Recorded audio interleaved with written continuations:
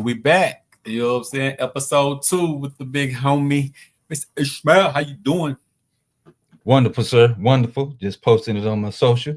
Yes, Letting sir. everybody know we live. We You know what I'm back. saying? Episode 2, man. Powerful conversations. You know what I'm saying? Absolutely. And I seen my guy, and I love that spirit because ever since I told him, I said, man, it's gonna be all about power. No matter what we talk about, we're gonna go to the power. And I just seen him spark up. He was feeling that. You know what I'm saying? So Sure. now, no matter what we talk about, we get into the power of that topic or that For subject sure. of Sure. that realm, man. So For he hit sure. me the other day, said we're gonna get on this delineation, Yep. and a lot of people, especially my way, because we Mhm. kind of like we kind of like a little older. We're not caught up on the speed of, like, I had one of my partners say, "What is the FBA?" You know what I'm saying? So a lot of Oh, people where I'm from right. still catching up because of the programming and because of Mhm. we just stuck in we just stuck in the way we live. So the new waves and the new changes and the new God, like, why y'all naming yourself? And then we talked about the power of naming yourself. That's why your parents have Absolutely. power. That's why the system has power over us, because they gave us our last names. They gave us these Absolutely. names. So we don't even understand how naming yourself or somebody Mhm. else naming you gives them power over Mm. you or giving yourself power over yourself. You know what I'm saying? So I'm out here with the good brother. So he said delineation and power. So if Sure. somebody asks you, well, why should I'm gonna kick it to you because this the topic that you came with. So I'm gonna let you kick it out. But my question to you before you kick it out with your intro, what if somebody come to you and say, so why y'all delineating? What's powerful in delineation? You're separating yourself. You know all the things that people will say. What would be Absolutely. your response before you dive into your intro? What would be your response to it's a bad thing? What does it mean? Why are y'all doing this? It's a waste of time. Y'all fighting against each other instead of the system. Mhm. So on and so on and so on, man. So just before you kick in, just give me your feedback on that. Sure. Sure.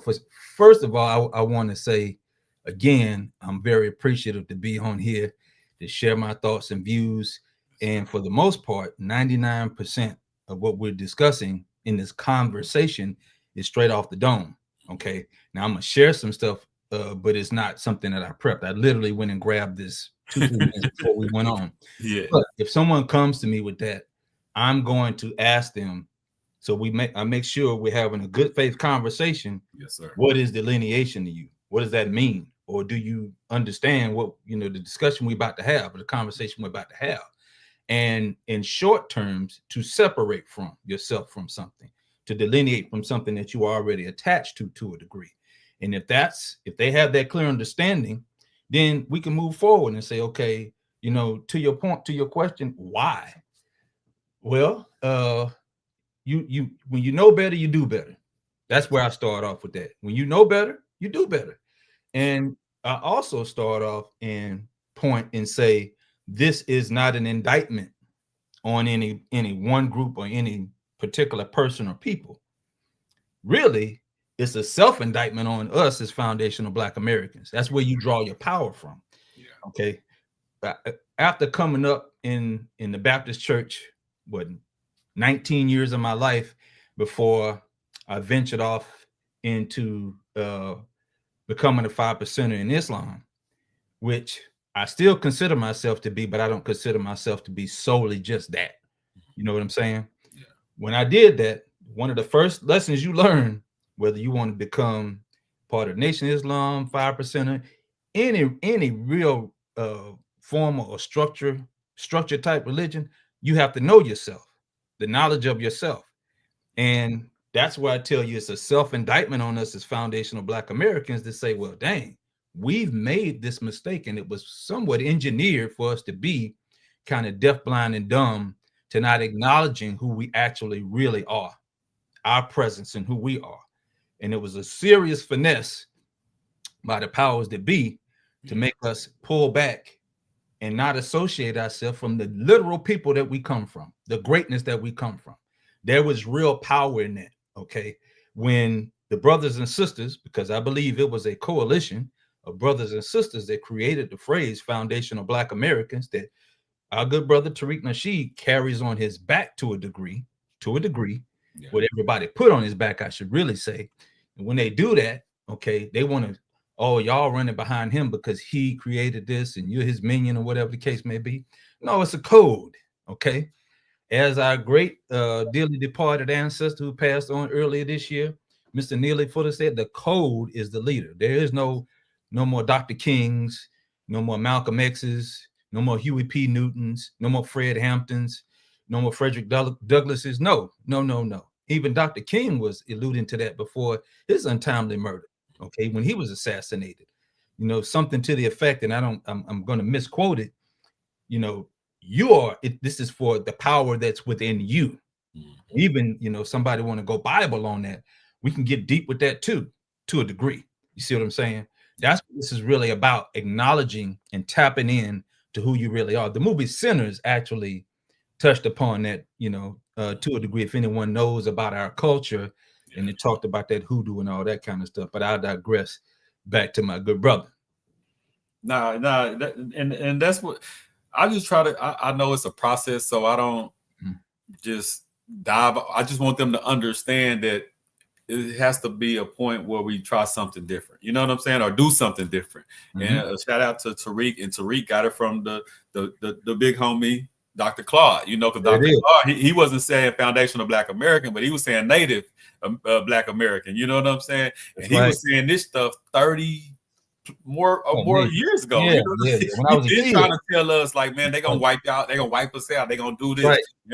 But we didn't know no better. Our parents was taught us we all about everyone together. And like, I had a conversation with my grandma the other day, and I love her to death. Oh, man, she's full-fledged, hate Trump, and she's just scared of the world, scared of where everything's going, and how us people hungry. And I'm like, Grandma, but our people been starving forever. Like, so why we didn't say this when the Democrats would start with the?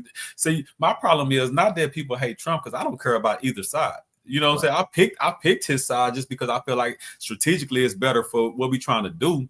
But I don't care about either side. But my thing is, if you can gripe on everything one side do, why you haven't griped on the 1,000 things this side that you love does to us too? Like, now if people was more balanced with it, I'll be like, cool, yeah, forget both of them then. You know what I'm saying? But my thing is, it's overloaded. Like, Trump is the worst person ever, but the people that has done us the worst is the people you will still give your vote to today. Absolutely. Like, you know what I'm saying? For nothing. And so my thing is that delineation is different. Especially where I'm from. See, I have to go back to where I'm from, because I'm trying to. I'm like, where I'm in Temple, man. And I think I told you this one of our first conversations, man. It's still like early 1990s, 80s when it comes to mindset. It's not a progressive place, especially for Black people. You know what I'm saying? We work, go to school, hope a couple make it in the pros. That's it. You know what I'm saying? I'm like the most progressive person where I'm from. You know what I'm saying? So I'm trying to get those thought processes across the delineation. Why would you do that? Why are you going against Black people? See, we still don't understand that we're at war, and that's one phase of the war. Yes, sir. You know what I'm saying? Yes, like, we at war, and I said this last week, from the time you wake up and brush your teeth, right? So, but most people don't even look at that as war. So see what I'm saying? So when they say delineation, and I remember Tariq talking about this, maybe it was probably earlier this year or last year, but he done said it a couple times about other groups that come here. And he was like, and my uncle just got out of penitentiary about 4 or 5 months, well, probably a little longer there, but this year he got out the penitentiary. And the first thing he said, he don't know no Tariq, he never listened to Tariq. And the first thing he said is all the Africans that was prison guards, how they was doing them bad in there. They have no connection to them. But he said all the foundational Black Americans, we look out for each other. Of course, it's always going to be a sambo somewhere, but for the most part, even if you're on the you're not locked up, you're on the other side, you look out for it. That's just something we do naturally. You know what I'm saying? If I see another Black man, I'm gonna look out for him just naturally. I don't even got to know you, just naturally, especially in certain surroundings that but that's code. We ain't got to talk. You know what I'm saying? We ain't got to do nothing. That's code. So breaking that stuff down is why it's powerful in delineation, because we have to take pride in who we are first. No disrespect to nobody else. And this is, I brought up my grandma, because she was like, well, I'm worried about everybody. I said, Grandma, if I go to any other group household and the lady that's your age in their household, they might like Black people, but I guarantee you we're not gonna be first on their list. They're gonna be first on their list, which they should be. So why is it a problem for us to be first on our list? Good question. I want to tap on something you just said a moment ago when you mentioned about, I believe you said it's your uncle who just got released. Yeah. So I had an uncle who he passed away a couple of years ago. He spent the majority of his adult life in prison. And when we talk about, being confined, or what Mr. Fuller would call greater confinement, because as you already outlined and identified, we're behind enemy lines. You see what I'm saying? Yes, sir. So when you say that, one thing I've always heard from someone who's been behind bars, and I mean in prison, not necessarily in jail, and even in jail too, they'll say, one thing they know for sure. Okay, salute to the good brother. That was Kevin Gibson that came on in. Salute to that brother. One thing for sure, two things for certain. When you get in there, I don't care who your homie was that is not of your lineage, you're going to be separated early. Yeah. Okay. Especially those who were in the gang life, whether they were in California, New York, Texas, it didn't matter. You're going to be segregated. Okay. That is a part of that prison politics. Okay. And again, I'm not speaking from experience. I'm speaking from listening to people who had these firsthand experiences. For sure. All right. That is a microcosm of society, because many people like to, especially those who are at the extremes, they like to lean and think that we're in this wonderful big old melting pot and we live all around each other. No, that is a lie. Yeah. That is a big lie. So we already are there. But you mentioned your wonderful grandmother who's still living, and that mentality she has, that is a part of her nature. Okay. Yeah. I'm embracing everybody. All right. That is a part of our internal spirit to commune with everyone. You hungry, your head busted open, I'm gonna come pat you up too, even before I help myself. Yeah. So when we see that in our elders, I know you don't, I'm not speaking on you. We don't look down on them. We don't think, oh my goodness, they so lost, man, I can't even talk. No. Absolutely not. You look at the positive aspects in that. And Dr. Wesley Muhammad said something on our good brother Sincere Love, the God's Godcast, when he had him on there breaking down his song. I believe it's called Plandemic, or Who Killed Malcolm. One of those songs he was breaking down.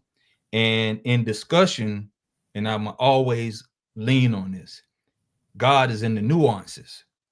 Okay. And it is juxtaposed to saying, what we probably all heard all our life is the devil is in the details. No, God is in the details. So when you peel back the layers and you quote unquote peel back the onion, you're going to sit back and say, okay, now wait a minute. You just mentioned your grandmother. My grandmother. Okay, you go, well, who was her mama? And who was her mama? Wait a minute. I don't know anything about our lineage that's tied to the great continent.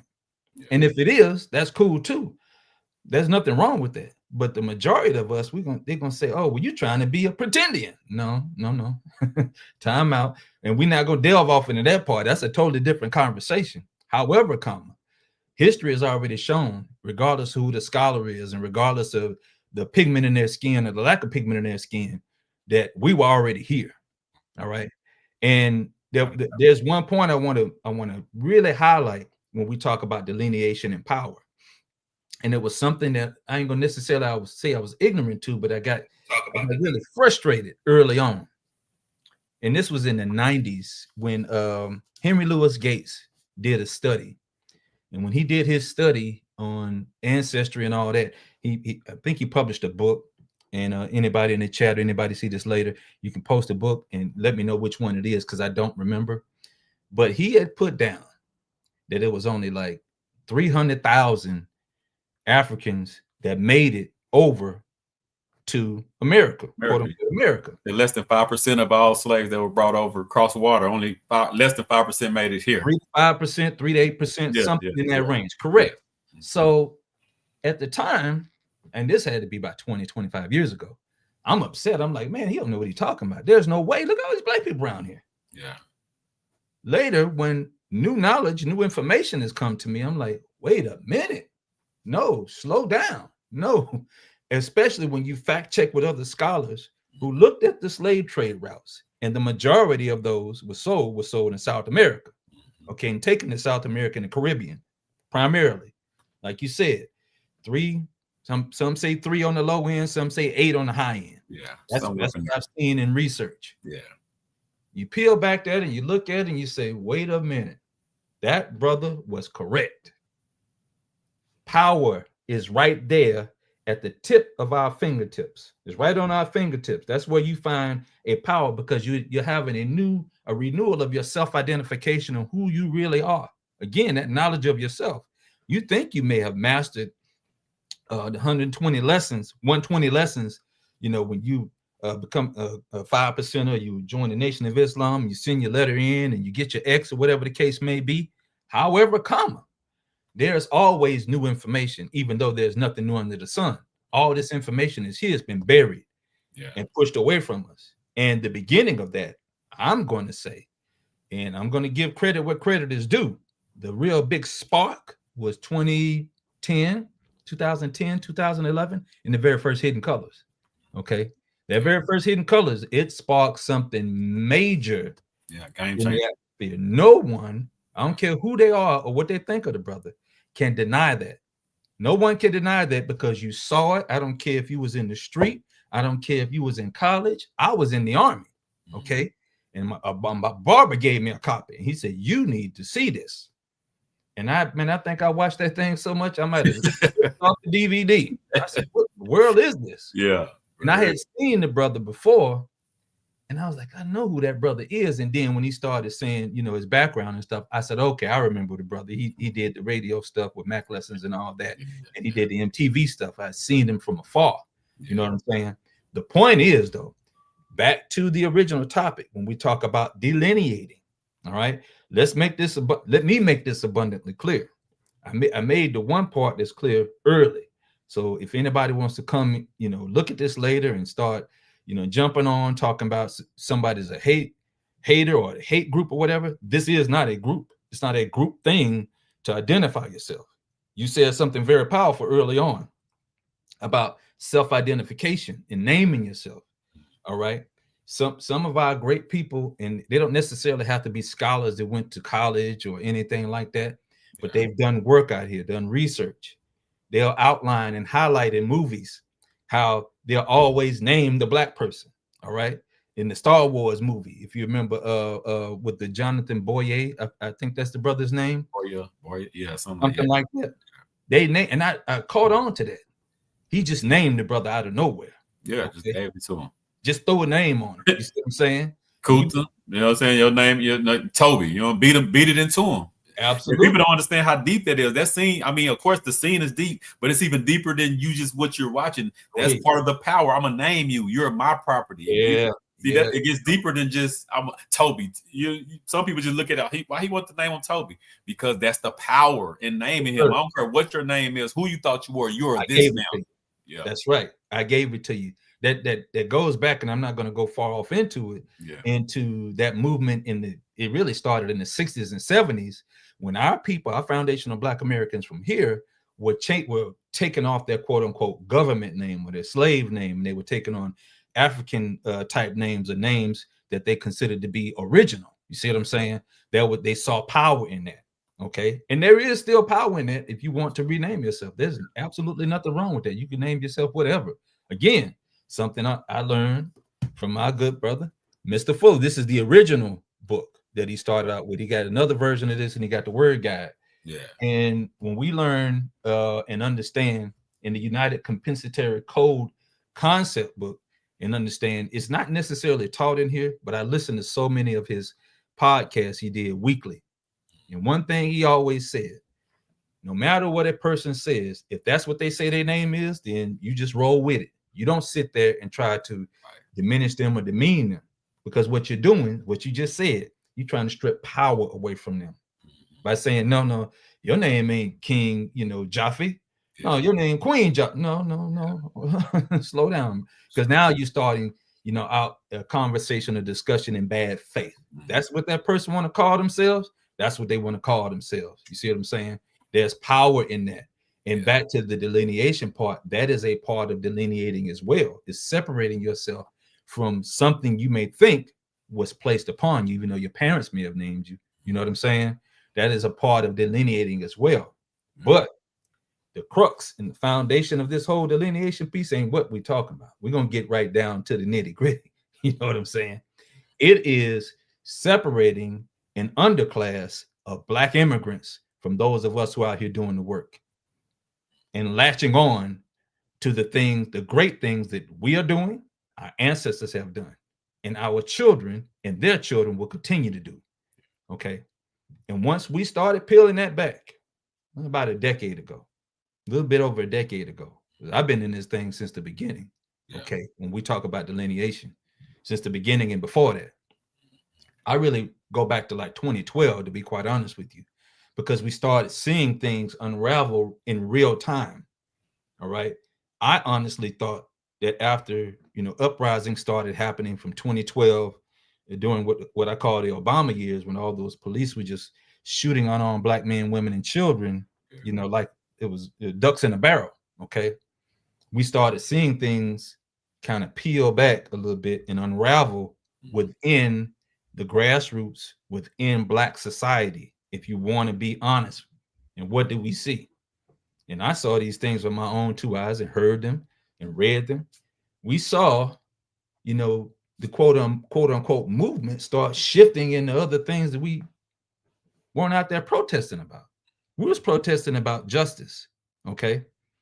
Then other things started bomb diving in and talking about different groups, different ethnicities. Everybody but us.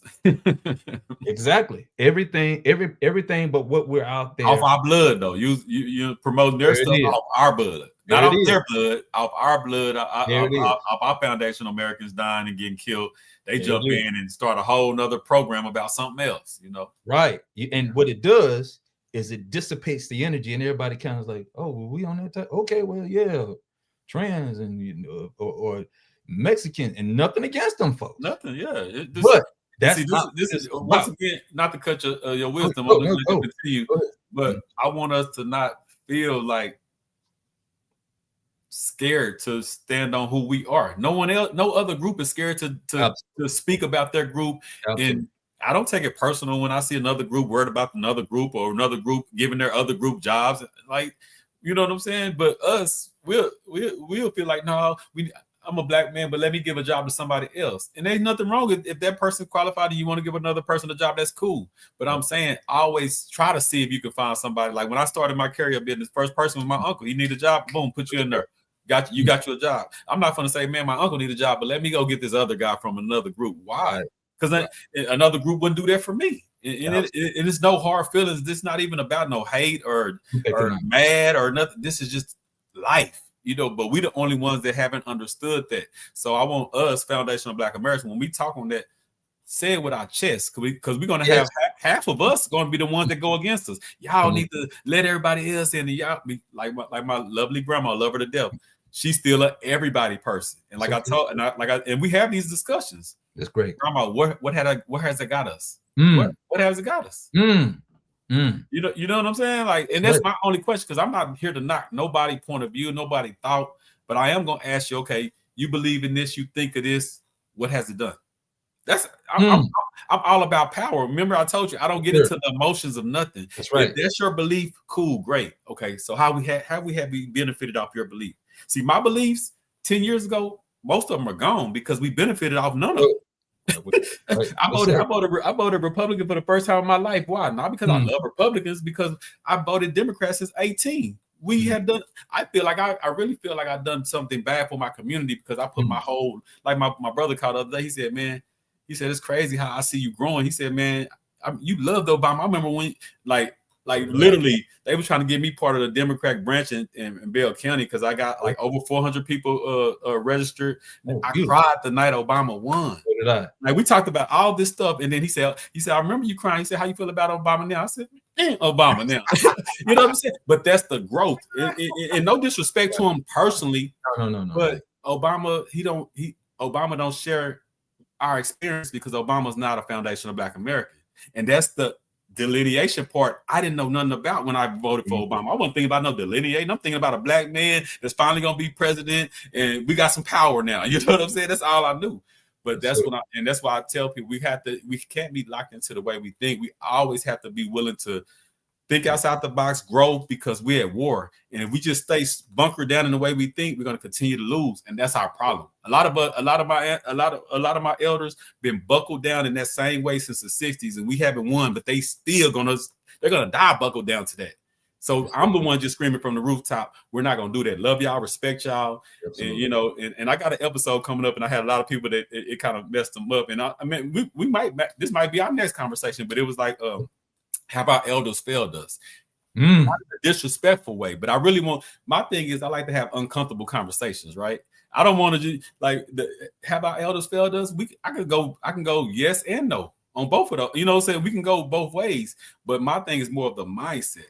Because I deal with a lot of elders and a lot of great elders, and they still don't have the mindset to win this war. Though you can be a great-hearted person and still have a strategy that's gonna help have your people lose. You see what I'm saying? So I'm not here to say you're a bad person because your strategy. I'm just gonna say I love you. You're great, but that strategy ain't working for us. You know what I'm saying? And we have to have those conversations. Book it for the next one because I'm ready for it. And I'm gonna tell you this part before we even get into it because that can go for 2 hours for sure. Yeah. Let me tell you how I'll go ahead and give you a spoiler alert for where I'm gonna come from with it.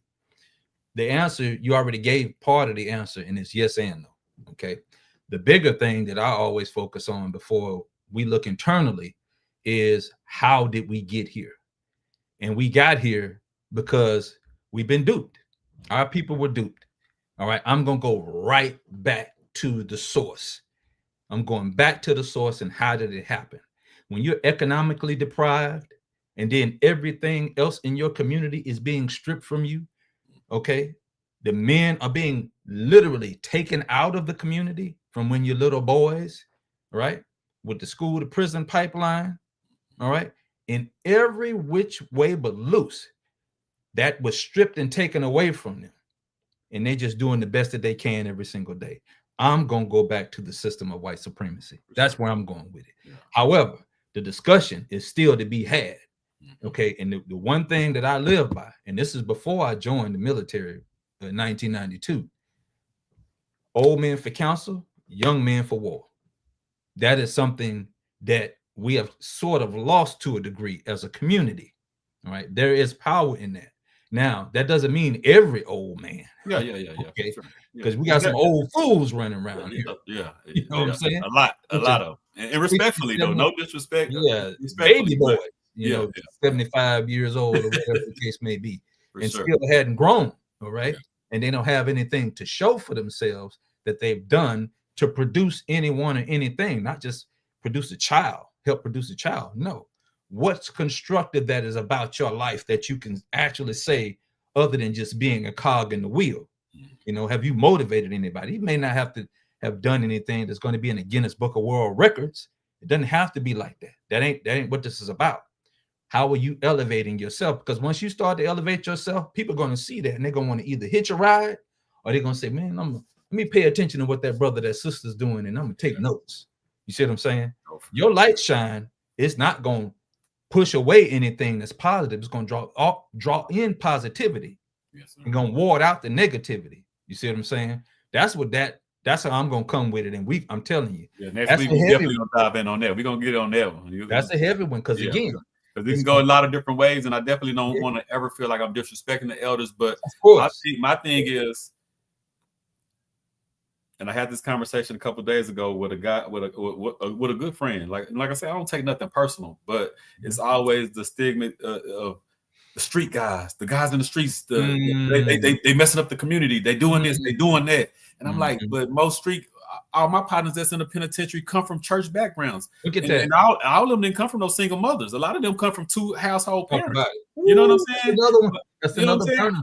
But what they would tell you, they'll be like, oh, you ended up in prison because you didn't want to go to church and you didn't want to do this. Nah, he ended up in prison because his mom and his dad didn't teach him how to survive as a black man in a world that's filled with white supremacy. Cool. That's why he ended up in prison. Cool. The parents didn't know nothing about finances. The parents told him to go to school and go get a job, but didn't tell him even if he graduated, might not be no job. You know what I'm saying? They didn't tell him even if he go to college, it's still corporations that don't care about your degree. They'll give it they'll give it to one of their kids without the degree.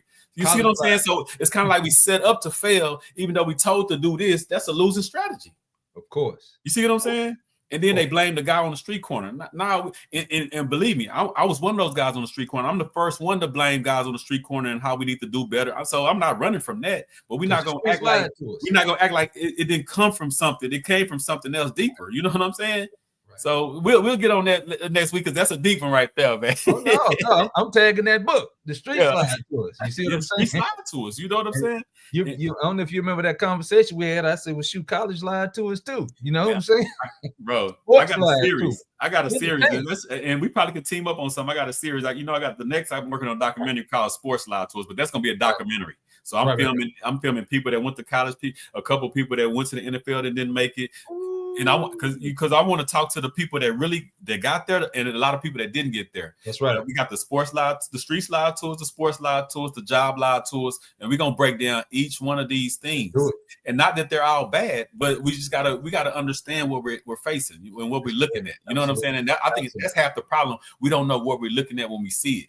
See, me, I know what I'm looking at, so that's why things don't affect me, because I'm like, okay, yeah, that's just a little white supremacy. Okay, yeah. See, I understand when I see it, I know, so it don't affect me no kind of way, because I know we're in America. You're supposed to see what you're seeing. How do you react to it? And that's what I have learned, and that's what I became really found my way when I started realizing it's not about things happening to us. If you live long enough, all kind of stuff will happen to you. Sure. How do you react when things happen to you? How do you take it? How do you handle it? How do you take it in? You know what I'm saying? That's the problem, because you can make a bad situation worse because you handled it bad. Of course. You know what I'm saying? If you don't have all the instructions. Yeah, you know what I'm saying? So even if you don't have them all. Yeah, that's powerful, because again, going back to the elders, you got a foundation somewhere. All right. They might not have had all the answers. However, just like their parents didn't have all the answers. However, that small percentage, just think about what you said, the street slide tours, sports slide tours, I say college slide tours, so many things lied to us. But look at how we come through all the muck and still come out shining. So just imagine if we really just wake up and understand what we're doing in the next 50 years, man. We did all this with being blinded and not having all the information and this and that, and we still the leader of the world, really. And when it comes to culture and ideas, and we lead all that still. With missing everything that we saying we missing. So just imagine in the next 50 years if we start waking up and we delineate and we do this, and now this is our country. We ain't no going back to Africa. This is America. And we have the next generation thinking like that. It's gonna be a whole different ball game, man. So that's going back to delineation. This is why delineation is powerful. And I was talking to my guy about the black on black, the statistics of jail and stuff, right? And we already know, they always say we get locked up, but they don't talk about we the most that's found not guilty of the same crime, that we the most getting locked up, but we the most that's found, oh, he didn't do this, or she didn't do this. So so that part. But another part is just let's talk about just California, for example, right? Gang bang capital, right? All the men in and out of prison, they'll say, oh man, black people just in and out of prison. But when you look at the numbers, most of those are not black Americans. There it is. They're black, of course. You know what I'm saying? This was Tariq, the one that opened my eyes to this. He was like, man, when he started talking, it was some years back when he started saying that if you invent something, they'll say you're a Ghanese this, or you're a African, but if you go to prison, oh, he's just black. Hey, hold on. I thought he was from the Caribbean or something. Why he only black if he shoots somebody, but if he invents something, he's only Jamaican. You see what I'm saying? Absolutely. So now, and that's why I started saying, like man, Tariq didn't open my eyes so much when people be like, well, he don't really do it. And I said, nah, he do a lot, because he teach history, and history is power in the right minds. But he teach you about business. He's not like a Dr. Boyce or somebody that really teaches business. But if you watch him, he teaches business at the same time, because he's just a doer. It's a different manner. You know what I'm saying? He don't sit down, and he's not going to sit down and instruct you about finances all day. But if you watch how he move, that's a black man living with celebrities and all this, and all his money come out black people. He don't got no corporate deals. He don't got no white people that love him or nothing like that. So he's able to live the way he living out the strength of, I'm there for my people. And that's, to me, that's powerful. I'd rather be in a position like that where my people got me living on the hill than me get $100 million contract from the system, because they can take that from me tomorrow. You know what I'm saying? They can't take that from him because we got his back. They already don't care about him. Our community had to turn on him for him to have to change his life. I'd rather be in that position than, well, if I say something else, they gonna Kaepernick me, or they go, you know what I'm saying, stuff like that. So I always salute him because it's so powerful the way he moved, the way he talked every day, but still wake up and just fight for his people, and his people fund him. That's why I love giving him money, and I love buying stuff from him, and because he lived this life, he really lived it. And I know ain't no corporate, ain't nobody finna give him no $100 million movie deal, even though he's one of the best movie producers and execs. He should be, Hollywood should be really trying to throw him hundreds of millions to film movies and stuff like that, but they would never, because what he stand on. You know what I'm saying? So, but yeah, when he started talking about that delineation, I mean, we got to realize all this, and now this how powerful it is. Now every time somebody go to jail, I'm like, oh, he's not a Black American. Cool. I never did that 5-10 years ago. You know what I'm saying? Right. So and people be like, oh no, that's wrong. See, you thinking like a white supremacist. No, I'm thinking like a Black man that understand what he's seeing now. That's correct. You see what I'm saying? It's not nothing against those other groups. I think like them, because them people that you fighting for, that's how they look at you. They be like, oh no, that ain't none of us. That's a Black American. That ain't us. They do the same thing. We just don't have that knowledge. The Yankee that they labeled some of the Caribbeans were throwing us, even though Yankee was a reference to somebody up north. But we up north to them if they coming from the Caribbean. You dig what I'm saying? So everything you said is 100% correct, and I'm going to just let you know right now, you are the embodiment of that, because that's the exact same type of life that I see you living, even though we have never physically met. That's what I see you doing every single day. Now, we were just saying offline, you saying I need to get on social media. No, you're doing enough to say, look, 24 hours a day seem like I got things going on in the community. I'm making moves happen. You see what I'm saying? Yeah, that's my life. Same as that good brother Tariq is doing. The same as other good folks are doing. I do the same myself to a degree. A lot more in the background, a lot more low key. And everybody got their lanes, and I love it. And that's one thing I respect. Everybody got different lanes. Everybody. We try to, well, why Tariq don't talk about crypto more? I mean, I'll be paying, like, that ain't his lane. Like, let that man be a historian and lead by showing, man got deodorant, that man got this. Like, he's leading in his lane. Let the next person talk about crypto. Let the next person talk about stocks. Let the next person, everybody got their lane. One person can't do it all and be the all for everything. That's where folks, and I was just in a post a couple of days ago, and somebody, and I wasn't defending the brother, but I was defending, them coming after him, trying to, I went after him and he didn't answer my question. I said, basically, the question that you asked was in bad faith, because it wasn't about him, okay? And you have to watch people. And this was another quote unquote Black person, most likely a tether, okay? Most likely in a tether, let me be clear on the definition, is an immigrant, a Black immigrant, a Black-skinned immigrant, okay, whose whole mind, body, and soul is against us foundational Black Americans and everything we do. Yeah, just here to undermine. They're parasites, and they suck off our energy instead of building up what they had at home. Not the riders, not the people that's really for us. I'm talking about the ones that look like us, that's here to undermine us. It's an action-based word about the way that a person acts, what they do, how they are. And that comes from the movie Us. If anybody ever saw that movie Us, that's where that concept came from. All right, that word came from, about people tethering on to us and our lineage. I started, opening up. That big third eye started opening up and saying, wait a minute, hold on. Everything I need and I got is right here. All right. Now, we do have some that go to the extremes. I mean, I ain't no African at all, man. F all of them. And that's okay. I'm not in that quote unquote group of folks. I ain't part of that group, but they free to do whatever they think. That's their thing. They free. But I don't besmirch them either, because I understand that when you start to peel back and open, new information comes into you. For me, myself, let me speak personally. One thing that'll happen is movie clips in my life will start coming up, and I'm like, wait a minute. So these people that was saying these weird things to me, now I get it. Yeah. Now I get it. While you were saying it, it's slick at the mouth and the kind of biting your tongue and saying little slick stuff and saying Black Americans. I'm like, well, what are you? What are you? I thought we was all Black. Yeah, that's the way we was raised. We was raised, everybody was Black, but we didn't know that they was raised totally different.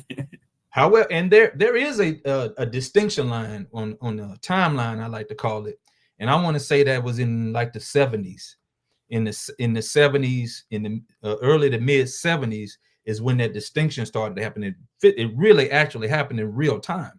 Yes, I was a child, but through research, reading, and just paying attention to things around me in current time, what I've come to find out is, you know, when they were starting to bring people over here, meaning the US government was allowing people from Africa, people from the darker nations in the Caribbean to come over here in greater numbers, it was based off of what? The 1965, 64 Civil Rights Act. Of our ancestors fighting for them. All right. There were students, quote unquote students from other dark countries in the 54 countries of Africa, and then in the Caribbean and other places around the world. You know who they were writing and asking for help to get into this country?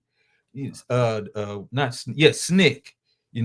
Dr. King and them. There are actual letters written to them begging for help because the United States government did not allow that many dark people coming into this country to immigrate. That is a fact. Let me tell you where I got this fact solidified. 2016, already understanding we're delineating. Okay, I'm in uniform. I'm going through the Defense Department of Defense Equal Opportunity Management Institute. All right, I'm going through that, and I'm an E9 Sergeant Major, the highest enlisted rank in the Army.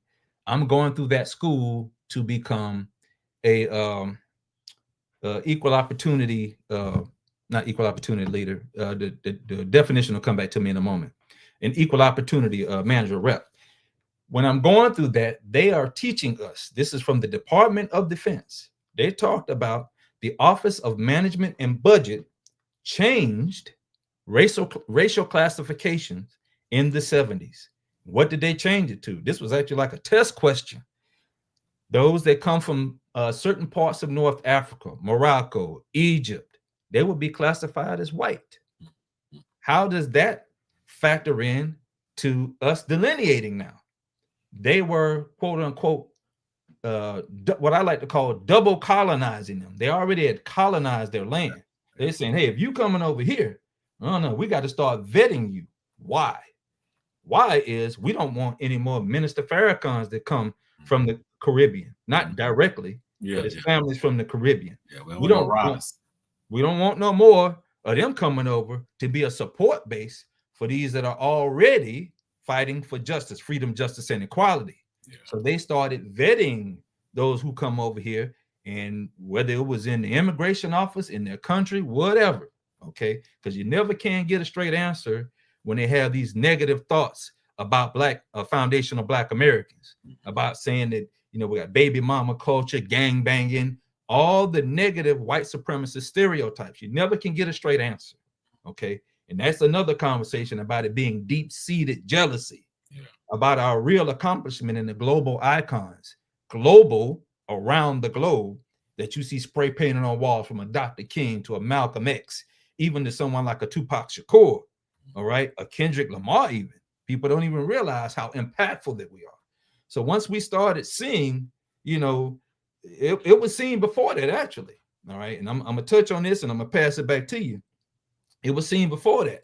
Once we started seeing this, like I said, it's a self-indictment on us because it took us about 20-some years to catch on, 25 years to catch on and say, wait a minute, something's wrong here. While we were all Pan-African and, red, black, and green, all of that, all right? It seemed like it was a concept that was working, but it is a failed and dead concept, in my opinion. Last point before I pass it back to you. Yes, sir. Our great brother, Professor Black Truth, highlighted something, I believe it was called the Negro Digest or Negro Weekly in the early 60s, where a letter was written by a Black immigrant who was identifying how his people act towards us and how we should have been delineating back then in the 60s. Okay. And if anybody knows what I'm talking, if you don't know what I'm talking about, go to Professor Black Truth's YouTube channel. And it's only about a week and a half old. You'll see it. And you listen to that broadcast. So their people, that person who highlighted their folks and said, hey, they are downing us, even whether it's something internal and they just kind of holding under their breath and then, talking stuff behind our back and pulling resources away from us and not assisting us in our fight. Okay. Or just being a coward to a degree. Say, you got to watch out for those type of folks. They were saying that back then. Back then. So you add that on, that's 30, almost 40 years we didn't get the message. We didn't get the message. That you just said. Dr. Claude Anderson was ringing the alarm in the 80s and said, hey, they're coming to replace you. Yeah, that's what they're doing. And you know, one of my favorite movies of all time, once I started hearing like how they really feel about us, a lot of them, and talk about us, and then the Kata word. And I watched Sugar Hill 1,000 times, and it never connected until all this started happening. And I like, hold on, that's what he was saying then when he didn't want to do business with us. He's like, you a Kata, he's like, you a cotton picker. And then they started fighting and everything. Yeah. It was so it's been knowledge of it for decades. We just never really took it and ran with it because, like you said, I have never heard nothing that people be like, well, you used to call people African booty scratch. We called each other that. It wasn't no Africans, wasn't no Africans in Temple back then. We used to call each other that because that was like Tariq always say, we hostile on each other. We like to talk mess to each other. We clown each other. So that was just the way that we talk to each other. It wasn't about no African, literally. You know what I'm saying? But yeah, when I seen that Sugar Hill, I'm like, man, hold on, man. This been out in the atmosphere. Why we haven't really as a group? And see, that's one of the topics that I'm gonna bring up when we start talking about did our elders fail us? Because of a lot of elders, we wouldn't be here if they didn't do what they did do. For sure. But it's a lot of elders that we would be a lot farther if they'd have did other things or some better things. Like fight, like Dr. Claude I would say, we shouldn't have been fighting for civil rights. You know what I'm saying? So you know what I'm saying? So it's different things. So it's not to down those brothers because they was they was going for what they knew at that time. Correct. So all we could do is speak on that. And that's something that we're gonna be talking about. Lessons from the ancestors. That's a topic that I want to talk about. Yes, sir. You know what I'm saying? So our job is to learn from them, not the like overly criticize them. We can criticize them long as in good faith, and we're criticizing what we're changing about it. So it's not like they can't be criticized, but it's not never down and disrespecting them because a lot of them died for us to just be able to be on this YouTube just to talk the way we talking now. You know what I'm saying? So it's always coming from a respect spot. But for us to go farther in the future, we got to have uncomfortable conversations about things that just didn't work. We can't be quiet because we don't want to disrespect nobody. We can't. If me and you are scared to be real with each other, how can we really affect change? You have to be able to sit down in front of me and say what's on your mind and how you feel, and same with me. And we iron through that and work through that. That's the only way it's going to get to the other side. If I'm timid to tell you what I feel and you timid to tell me what we feel, but we sit up here and talk every week, we ain't doing nothing. We wasting each other's time. You see what I'm saying? Yes, sir. So I'm always put my concept out there, even though it's always from a respectable part. And I always lead with that because in our community, when you start hitting people with truth or your mindset concept, a lot of us take that personal, and that's why I'm so say I don't lead with emotions. I don't come from nothing personal. I'm never talking about one particular person. I'm talking about the mindset as a whole. When I talk about did our elders fail us, never talking about this elder ain't nothing and this ain't nothing. I'm talking about mindset wise, concept wise, that their concept and their mindset fail us. Not talking about them to say forget them. Oh, you know what I'm saying? Nothing like that. You know, constructive criticism. That's what it is. Just constructive criticism. Let me tell you how the ancestors working through you, brother. And I ain't gonna get super deep and spiritual with you, but what you just said, I don't even know if you realize what you had said is something Mr. Fuller had always taught when people would try to come on the show when they were live on, I think it was Wednesdays, and they were trying to bring up history and all that. He was like, "Don't talk to me about history." He said, "I don't want to talk to you about history way back in Africa." And he wasn't down in Africans. He wouldn't even talk about history here. He said, what you need to learn from history is what you did wrong. How you going to get better from it? That's what you just said. That is supremely powerful. That is where you bring the constructive piece out and say, okay, how can we bring something out of this that was not necessarily constructive for us and turn it into something constructive? How can we do that while also, and you can do this, we do it all the time actually, honoring them? Because as you just said, if it were not for them, we would not be on this YouTube. You know, we'd be out here fighting literally day in and day out. We'd still be here, but it'd be much tougher struggle.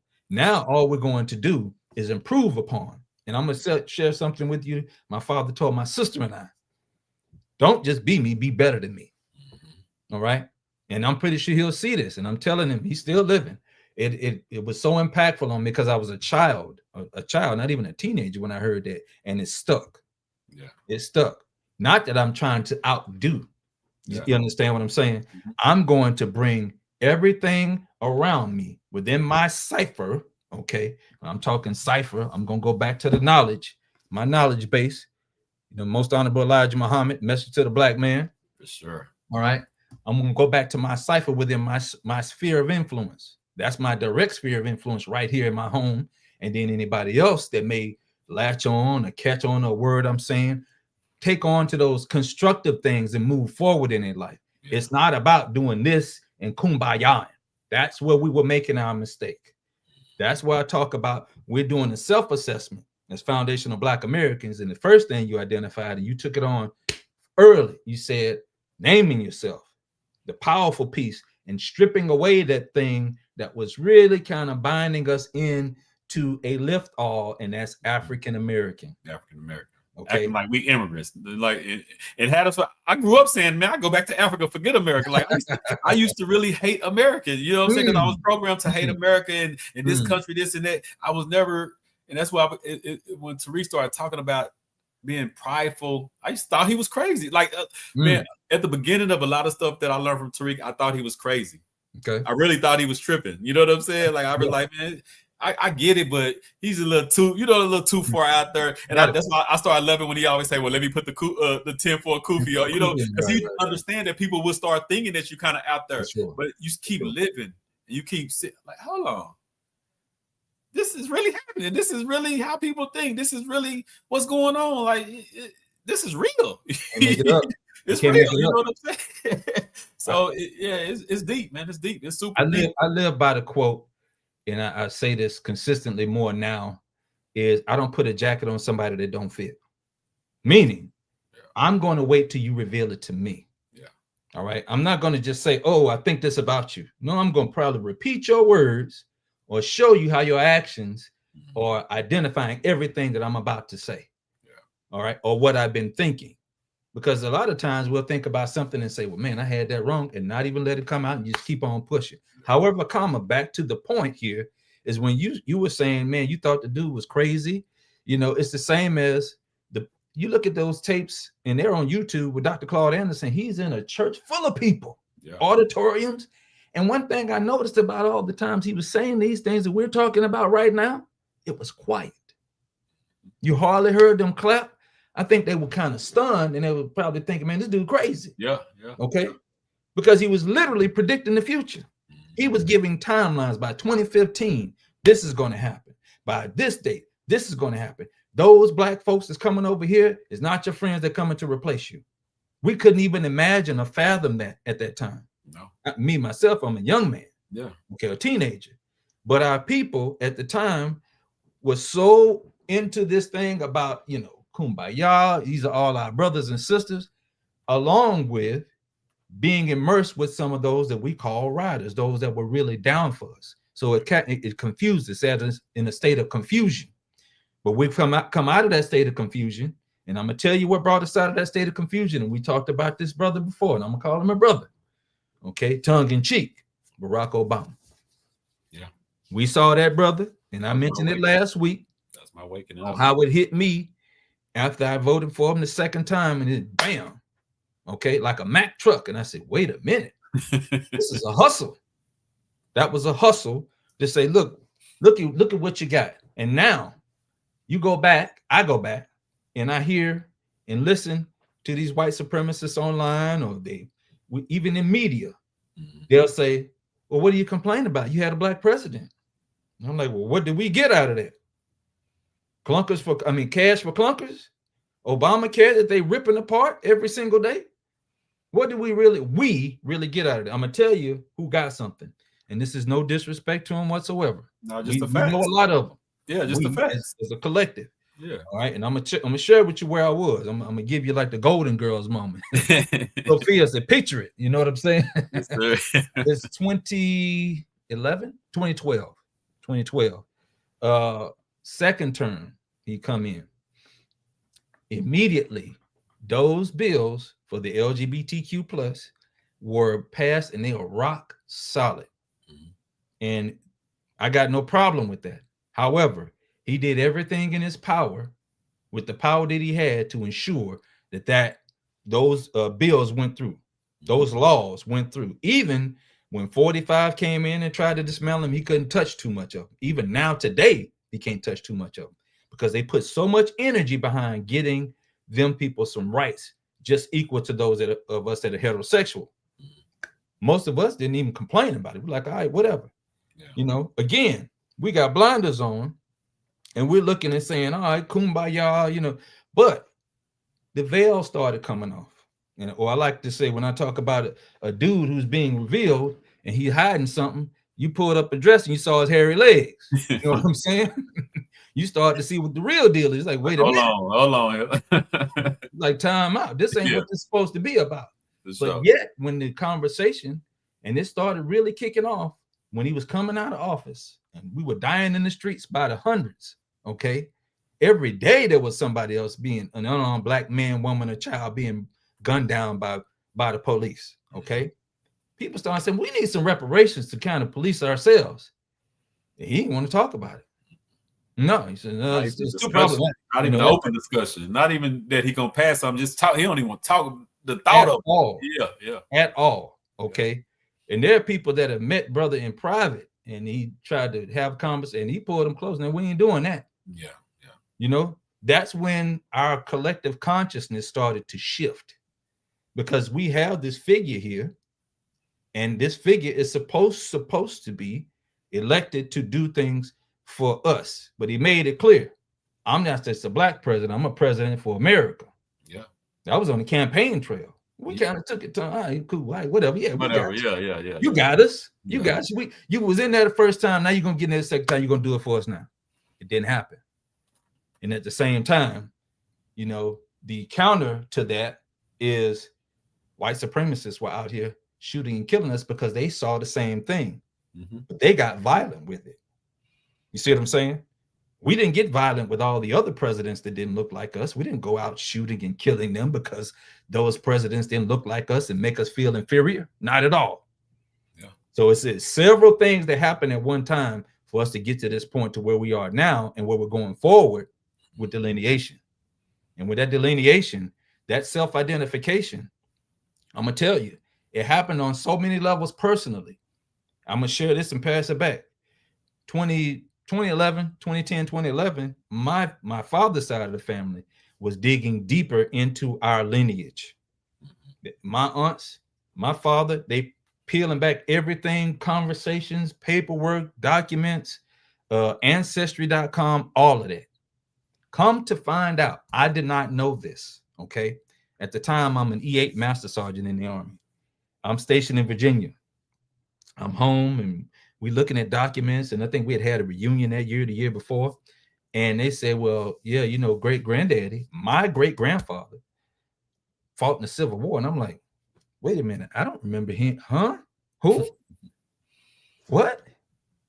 And he fought under a different name, and I'm like, wait a minute. We pulled all this research out. I'm going back up to Virginia, and I said, you know what?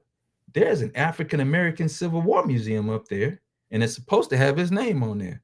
Lo and behold, I go right up there, and his name is inscribed on that outside statue on U Street. It's not Ishmael, it's Carrie Boydan, Boydan, a name that doesn't necessarily exist, but we believe it was a name that was imposed upon him. I mean, he was Ishmael after that, okay? Yeah. And we found all his military records in the Smithsonian. You see what I'm saying? So we start peeling all this stuff back, and we start looking at it, and we start to realize and say, look at how great we are. To free himself from slavery, he volunteered to fight for the Union, okay, in Alabama. From that, my great-grandmother, I don't want to go into history time. I ain't trying to make this in a story time, but I'm showing the audience and everybody how delineation hit us on so many levels when you start doing the work internally first. That's why, I wanted to lead off early and say, this ain't about, excluding you. No, this is about us internalizing and close, what we like to say in the military, close ranks. You're going to close ranks. You're going to tighten up your own shot group. And anybody that try to infiltrate that, slow down. I'm not letting you in the juke joint. For real. For real. Nah, that's real talk. But that will put us on a even playing field because you see it for what it is, and that's our problem. We don't see things for what they are. Like, you know, I had a guy tell me that he's like, man, I never thought about. I was watching it. He was watching us last week. He said, I never in my life thought about when I wake up, I'm at war and I brush my teeth. You know what I'm saying? Like, see, we don't even understand. We in a game and we're in a football game with a basketball. You know what I'm saying? We in a basketball game with a volleyball. Like, we don't even understand the arena that we in. We just live it. We existing, and we're trying to make the best of our existence. Instead of really like, hold on and figure it out and really get into a powerful dominating role. See, that's what I strive for. That's why I wake up every day, because I'm not here to just, you know, like I'm not here for equality and all that. I'm here for power. I'm here to really run some shit. You know what I'm saying? I'm really here to really be dominant in what we do. Not here just to be, oh, okay, I skated by, or I made a little way from my family, or I'm here for some serious change, family wise and community wise, culturally wise. You know what I'm saying? From the small inside my house all the way to good brothers like you and all of us as a whole. You know what I'm saying? I'm here to exchange change on each level of those. You know what I'm saying? Yeah. So and part of that wealth got to come from the mindset. Absolutely, it got to come from the way you think. And it goes together to me, because they be like, man, you do a lot. How you go from the history to the to me, this is all the same thing. It is. I'm getting ready for my truck to go tomorrow. I got food orders tomorrow. I'm working on another book tonight. I got like 5 different things going on in the next 24 hours. And it's easy for me because this is my life. I don't have nobody over my head. You got to have your book done, or you got to do this. This is the way I strategize to win. That's right. And delineation helped me with my strategy, because it helps me run my business better. Me knowing myself, me knowing my people, me knowing what we come through, me having pride in America now. Like, when people say, well, Trump is bad, I need to move to China. Well, bye. What you waiting on? Why you still here? Like, oh, you know what I'm saying? And then when they look at that, first thing they say, because I don't even trip, because I used to be this person. If I heard a black person talking like I talk now, that voted for a Republican, I call him a coon and a Sambo and this and that, because that's what I'm programmed to say about a person that says that type of stuff. Absolutely. But I said I've been a coon on a certain level most of my life, because I was locked and stepping foot with Democrats. That's a coon to me. And to me, if you gave one party as a black person, if you only vote for one party, Democrat or Republican, your whole life, something ain't all the way right with you. You haven't really got the full education. Okay. And that's me saying that because I'm speaking for myself, not even talking about nobody else, because we should be 50-50. Now one of them care about us. Now who gonna benefit? Okay, we might vote Democrat this time. We're gonna vote Republican this time. If we played with our numbers and our power like that, we would run more political stuff. But coming back to delineation, most black people that get on camera that says we don't need reparations or not fighting for us are not foundational Black Americans. That's another part of delineation. Now we at a point where I don't care what role you got. I don't care if you're in the Congressional Black Caucus. I don't care if you're not a foundational Black American, quit speaking on us. Absolutely. I had to tell a good brother that, because it was a good brother on a podcast I was on a forum with, and he's from Caribbean or something, but he don't believe in reparations. Like I told him, I said, bro, your however you feel is how you feel, but you don't have no weight on this conversation. And he took it personal, because that's what most of them do, because they're used to coming over here and running us. Everybody in the world, I don't care what group you from, they used to come in here and shitting on us because they've been told it's the hierarchy. The Black Americans, even though we run the culture, even though we invented all this stuff, even though we the powerhouse of everything that floats globally, the system is set up that we're supposed to be on the bottom. And they're told this. They know this when they come in. You know what I'm saying? So for them, how would you feel if I went to Haiti, or I went to Jamaica, or I went to Africa and tell them what they don't need? A Black American in these places, I wouldn't even do that, because we have respect for other people. We wouldn't even go to another country. You could not see yourself moving to Haiti or Jamaica and going over there telling them what they don't need. We wouldn't do that. We built different. You know what I'm saying? That's correct. And the only reason they do it because we never, as a collective or as a bigger body, said, man, be quiet. You ain't got no rights to this conversation. Respectfully, though. Respectfully, or it have or disrespectfully, depending on how you feel. Yeah, you wanted to.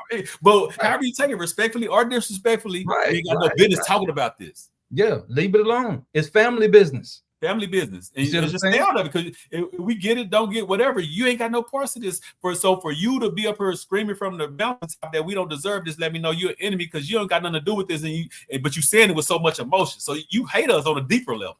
Oh yeah, it's deep now. It's deep. Let's hate on a deep level for you to really scream that this group don't deserve this, even though this group ancestors is the reason why you in America living fat. He telling me he retired out the army and this and that. So where the thank you at? Where the thank you at? You telling us what we don't need instead of saying thank you. Look here. Let me tell you something. You tipped off something. I didn't even know I was gonna go here, but I'm gonna go here. I'm gonna go here. You said that brother retired from the army. Let me tell you something about the military and tethers. Okay. This is one of the reasons there was an exodus, and most people don't know this. They'll talk about recruiting numbers and all of that, but they don't necessarily talk too big. And I'm talking anywhere in the media sphere about those who have exited, and not even doing polls on why they exited. But there was a mass exodus, about 5 years ago. Foundational Black Americans just started leaving, okay, because our intuition started kicking in. I was one of those, probably about 5 to 7 years ago. In numbers, in gross numbers, because we saw what was coming. Yeah, we saw some of the things that was coming, and how someone could pull the string of the fabric and start to pull the whole garment apart, and then everything fall apart. And it's on a deep and national level when we talk about the military. But getting back to that, at the exact same time that this is happening, I'm kind of making my mind up whether to retire or not, because I left with 2 years I could have did on the books to hit my max. We started seeing people get into position and power that didn't deserve to be there.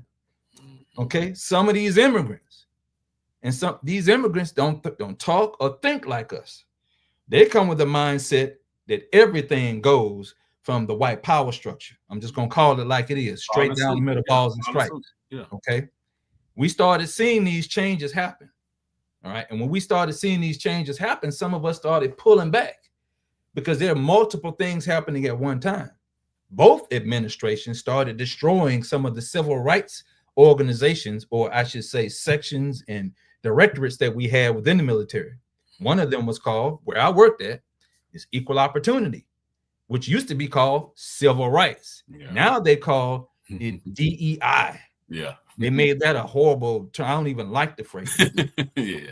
Because what it really infused, and I'm gonna just call it like it is, it infused sexual politics. It had nothing to do with what it started off with in the 70s, all right, which was racial politics, okay, for us getting justice racially, okay, within the ranks. And really, it was not just within the ranks, within the Department of Defense. And within that stuff started farming out in the corporations and into, the macro of society. We deal with the things on a micro level and get it kind of test babied on in the military, and then it comes out into society. It's a different conversation. However, they have a different mindset, okay? Because they think if they get closer to the quote unquote white man's ice being colder, that they're going to be their pet, which they think that we are. But they know that we're not, because we stood up for justice in the ranks. All right.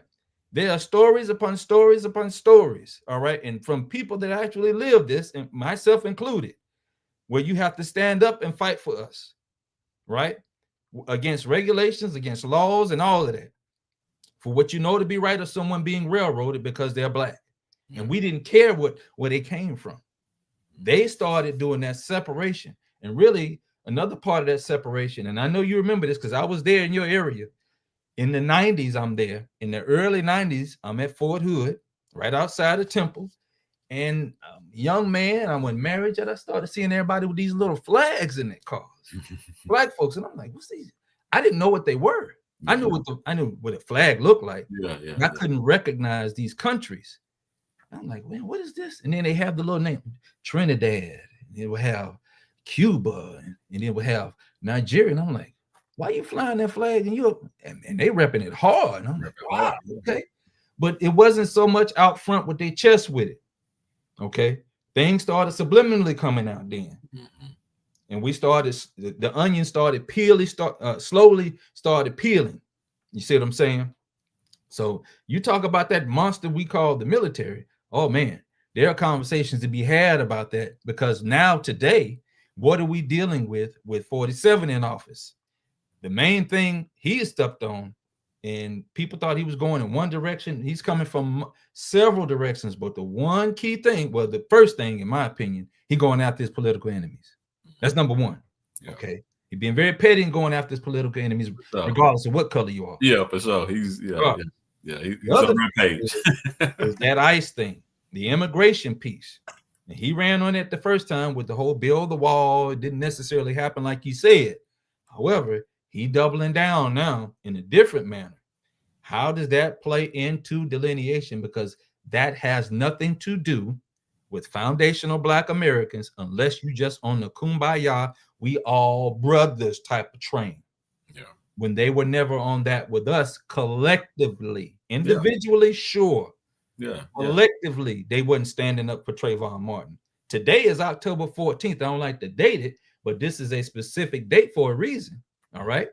This is a day of two people on different sides of the coin was born. George Floyd, God rest that brother's soul, and Charlie Kirk. Yeah. They were born on the same day. Charlie Kirk made a name for himself, trashing George Floyd's name and thinking that was going to get a rise out of Black people because you trashing this man's name who was murdered by the police. On camera. Right? Yeah. On camera. In front of the world, yeah. For 8 minutes, that man's life was taken away from us while he was screaming for his mother. Okay. All these things happening at the same time, it can cause confusion to people, and some of them just want to detach and not deal with it. Mm-hmm. And I'm gonna come back to this other piece because I know we up on our time that you mentioned earlier. I want to make sure I touch upon that you said early on, how you said out there in Temple, man, people not understanding what you mean. And when you say, what's this foundational Black American thing? Why you want to be separate? It ain't just there. It's not just there. It's not just there. It's not just online either. Okay. Some of our people have heard this, but haven't done enough research or sat down with a brother like you yourself, me, or even listen to different conversations to say, what is this that's going on? Here's what I liken it to. I liken it to 2008 when President Obama was coming in office, and you had two particular people, Black men, that were just staunch against him. At first, they was riding for him. Then all of a sudden, they dropped the ball and said, man, forget this dude. He ain't one of us. Yeah. And at the time, I was like, man, why these brothers tripping? Yeah, me too. And that was Tavis Smiley and Dr. Cornel West. They saw it ahead of time. I thought they were salty. And that might be a little bit piece of it too, because he didn't grant them interviews or whatever the case may be. Might have been a little bit of that too. However, they were ahead of the curve when they started saying these things like, he ain't one of us, y'all. Look out. All right. Again, slowly but surely, that onion started being peeled. And I always say, when you peel the onion, you got to cry. Yeah. Yeah. You're going to cry. It's going to get to you. Yeah. It's going to get to you. And that's where some of our people are right now, in that same state, even though some of us are out front with it, leading with our chest with it, saying it loud and proud. Yeah. Standing on 10. Yeah. Standing on 10 toes and saying, no, we are foundational Black Americans. We created hip hop. We created this. You name anything. Okay. The 50,000 patents before they stopped counting the patents that we were putting on before all of that.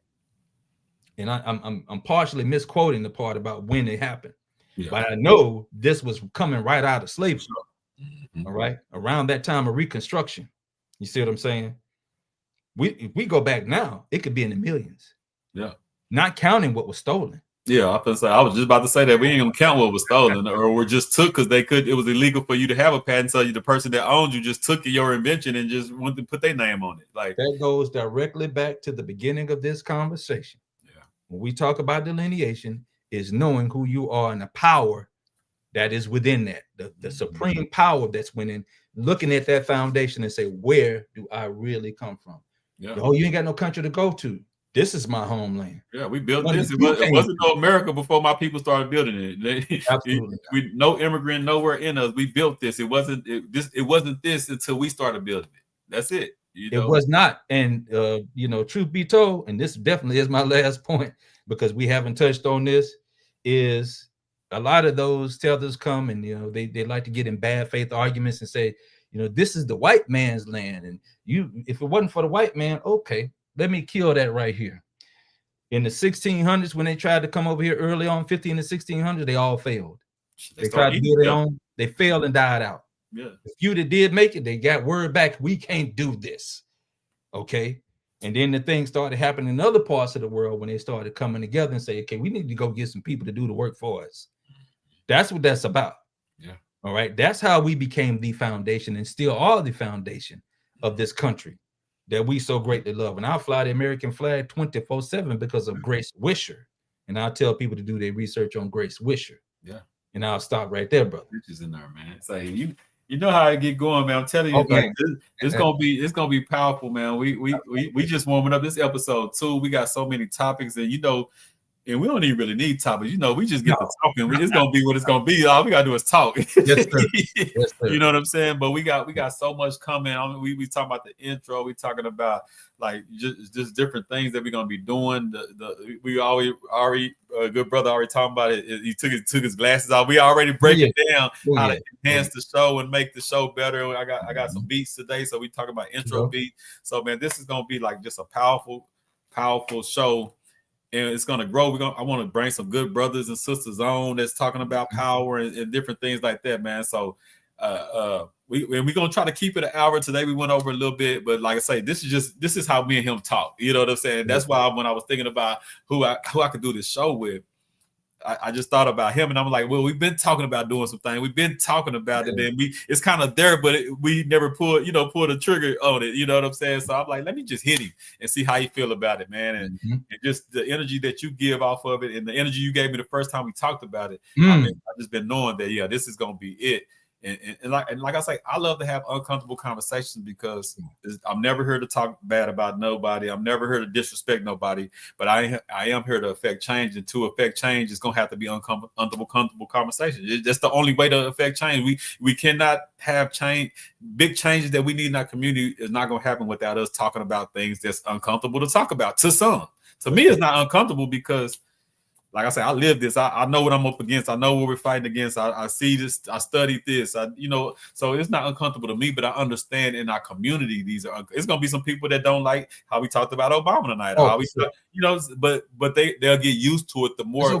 They're going to realize this is a power show. We're not here for your feelings. We're not here to make you feel good. We're not here to pat you on your back. We're here to talk about whatever the subject is going to wrap around power. So this show is going to force you to start thinking in a more powerful way about whatever you're doing, because that's the way we doing.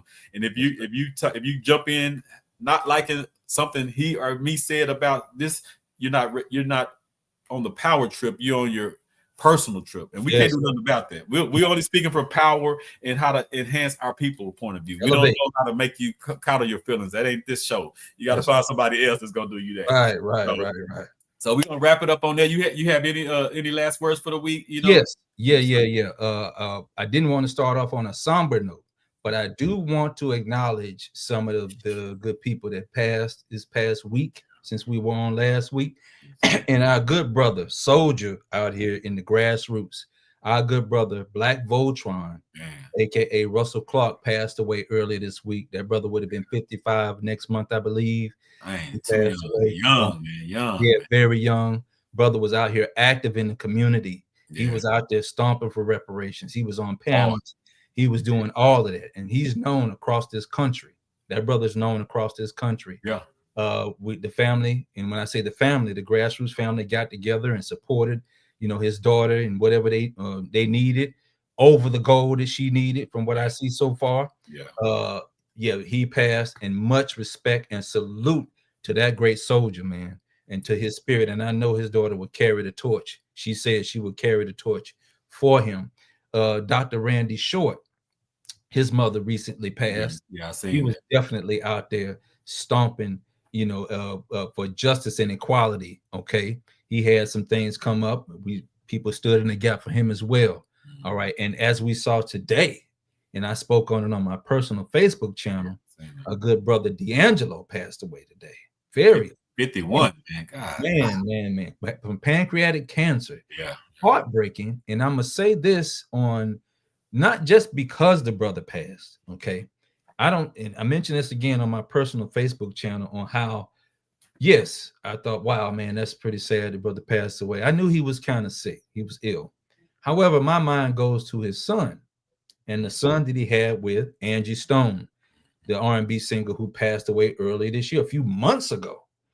That's the first place my mind goes to. And I'm thinking, oh my goodness, this young brother, oh man, he is going through it. Now, me myself, I've been through it at the age of 19, losing my mother. So I understand what that is. But to deal with it, back to back like this, oh my goodness. As I said, if anybody out there knows the family, anything, surround that brother with strength, love, and peace. Hope, lift that brother up. You know what I'm saying? Yes, want to definitely give a salute to all those fallen soldiers. And we will definitely be ready and back next week talking this great, powerful game. Powerful talk, man. And I didn't even connect it. And I know she died and he died, but I didn't even connect it with the child. So I thank you for even just wrapping it up, because that's deep. I didn't even think about that, like the child. Yeah. He's in his 30s. Yeah, man. Yeah. That's crazy. Rest in peace to all the fallen soldiers. You know what I'm saying?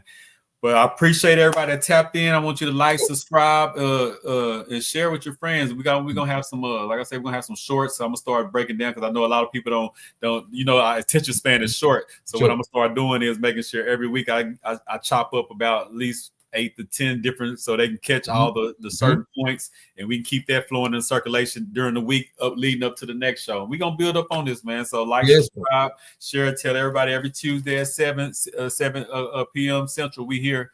And I thank you once again, man, for just being a part of it. I thank you for like putting your energy and texting me the ideas, and you know what I'm saying? It just feels good to have a person that's with the energy that's like, yeah, let's do this and run with it. A lot of people you call and they'll come on and talk to you, but it's just, it's whatever. But I could tell, like you when I told you that this is ours and not mine, I could tell, I could feel your energy. Like, okay, well, this our show. This is what we're gonna talk about. This is, and I seen how you did the caption and stuff last week, resharing it. I love that energy, because a lot of times we have more of the employee mindset, so we don't know how when we come together. Some people be like, oh, that's Tony's. The way you moving, like, that this is ours. This is me and Tony's. This is our show. Check us out. Check this out. So I appreciate that energy. And I just want to show that this is how we need to build, like, together. Like, I have multiple businesses, right? Same. And I cannot, and everybody that's doing anything from here to Temple, Austin, Waco, anybody that's doing anything, I don't care how little or big the scale is, any entrepreneur around here that I sit down with, I sit down at the table on how we can eat and win together. Yes, sir. You see what I'm saying? Powerful. But it still don't connect with most of us, because I don't do a lot of business with none of those people that I sit down with. You know what I'm saying? Because we're all in our own world doing our individual thing, and that's cool. Ain't nothing wrong with that, but it's not power. And that's what we still doing our mom and pop stuff. You know what I'm saying? Right. And I'm getting better at this. Like, me having a van moving around making money without me being in it, that's new to me. Everything I do, I'm hands-on with it. So like when I was cooking yesterday and my uncle was driving, I'm like, I actually got a van moving and making money without me being a part of it. So we got to get used to the big boy game. Like I say, I study wealth. We got to get used to the big boy game. How can I get 10 of me's doing this way over there while I'm doing this? Know what I'm saying? How can I get with my good brother and we build a show that his family gonna benefit off of, just like my family benefit off of? How can we do all this? You know what I'm saying? How we come up with our own shirts and powerful comments? You know what I'm saying? How can we do this and grow together, where I know on the back end your wife and your kids is benefiting off something that me and you do, so that's how I think on a deeper scale. You know what I'm saying? And I think I brought that up last week, man. So I just want to say I appreciate you again. And I look forward to next week, man. Let's keep building, man. And of course, we'll talk during the week, man. So I want to thank everybody checking in. Thank you for tapping in. And we'll see y'all next week. Peace.